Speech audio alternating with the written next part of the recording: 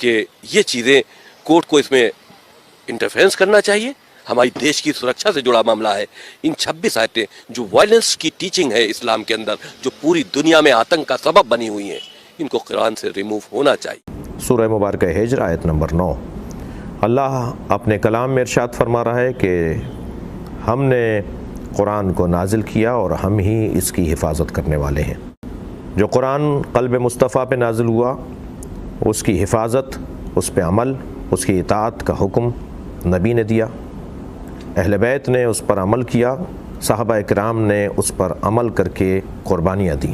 کوئی شخص اگر یہ کہے کہ قرآن میں 26 آیات کا اضافہ ہے یا قرآن 40 پاروں کا ہے، وہ شخص نہ صرف مسلمانوں کے درمیان بلکہ اللہ کے نزدیک مجرم ہے. قرآن کی توہین کرنے والا مرتد اور مجرم ہے بمطابق فتویٰ امام خمینی رحمۃ اللہ علیہ.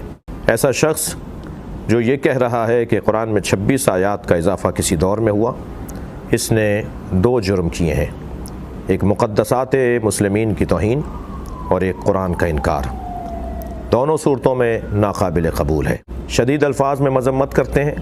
ہندوستان کی حکومت سے مطالبہ کرتے ہیں کہ اس شخص کو جس نے ماضی میں بھی فرقہ واریت پھیلانے کے ایسے ہی کچھ کام کیے، اس کو لگام دیں. عوام اہل سنت اور عوام شیعہ، علماء اہل تسنن، علماء اہل تشیع، وہ اپنے صفوں میں اتحاد اور وحدت کو ہمیشہ کی طرح محفوظ رکھیں گے.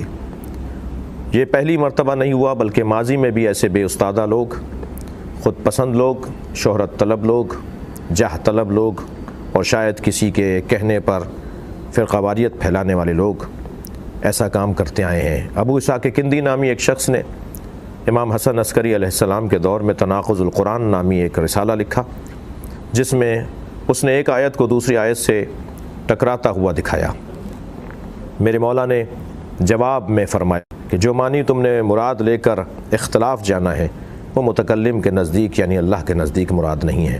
جب اللہ کے نزدیک وہ معنی ایک عربی کا لفظ کئی معنی رکھتا ہے، جب اس کے وہ معنی جو تناقض دکھا رہے ہیں وہ مراد لیے جائیں گے اور وہ معنی چھوڑ دیے جائیں گے جس میں تناقض نہیں ہے، تو پھر یہ شخص بدنیت ہے اور فساد پھیلانا چاہتا ہے.